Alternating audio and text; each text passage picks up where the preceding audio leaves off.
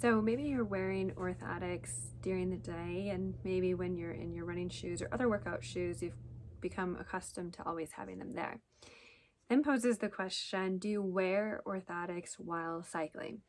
It's a completely different exercise, and as you know, the shoes are completely different than what we would use in different workouts. So I'm going to try to discuss a little bit about when orthotics are necessary inside your cycling shoes, if ever. So one thing to really understand is why cycling shoes are so different. Now, if you've ever tried one on, you obviously know that they're a lot different than anything else you've worn. They're completely hard on the bottom. There's absolutely no bend in it. They're extremely stiff. And the reason that is because the shoe is not designed like a running shoe that is actually trying to respond and react to those forces when your foot meets the ground. This one is trying to transmit the forces. And so the shoe, in sense, is all of the same with your foot. They tend to have a very tight fit to them, though you should still be able to wiggle your toes. Now, when you're cycling, unlike running, almost all of the force and pressure is across that forefoot where you're clipping in, which means the heel or the back of your foot isn't necessarily driving a lot of that force, which is very different than running. So in our running shoes or our walking shoes, a lot of the dynamic control built within the shoe is really encompassed more in that back end of the shoe. So this is completely different. Now, when we should wear an orthotic is really dependent on the person and the type of condition that we're treating. But if you're wearing an orthotic inside of a cycling shoe, it also is very, very different because we're targeting different things. So a cycling orthotic is actually almost always full length, and it's also going to be just like the shoe, stiff all the way from the heel to the toes. Now, it is quite a bit thinner because these shoes are supposed to be very slim and tight fitting, but even though that they're thin, we don't want to sacrifice the amount of control and stability we can get to them, so they still are going to be pretty stiff. You want it to help control your foot.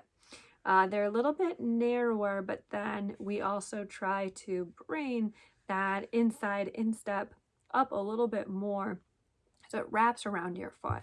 The purpose of this is to really create as much contact with the foot as possible so you can kind of exaggerate that force that's being driven through and really encapsulate and not keep all that pressure only on the front of your foot. The more contact area you have with your foot, the better that force is going to be distributed across it.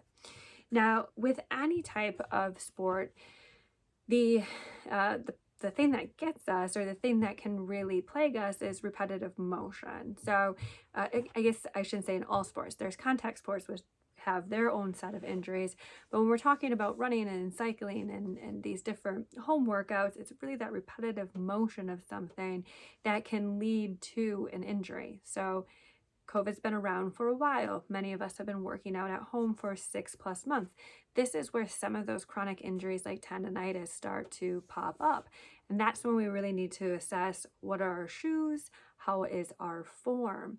Because if you're cycling, if you're not keeping those knees over your toes and driving them into your chest, if there's a little bit of external rotation in that hip or internal rotation in that hip, you can do damage to your knee and other parts of your body, and it's just going to build until there's an ache and a pain that doesn't go away overnight. So if you're starting to experience those things, the first thing is to look at your form.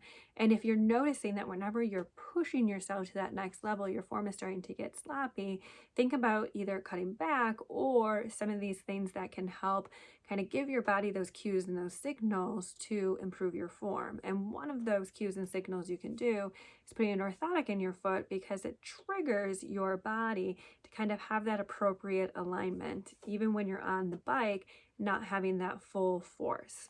Now, other people that are really going to be prone to having different types of pain on their foot during cycling are people who have what we call forefoot problems. So problems that are really originating in the front of the foot. Those things could be bunions and hammer toes, neuromas or something we call metatarsalgia, which is generalized pain in the front of the foot.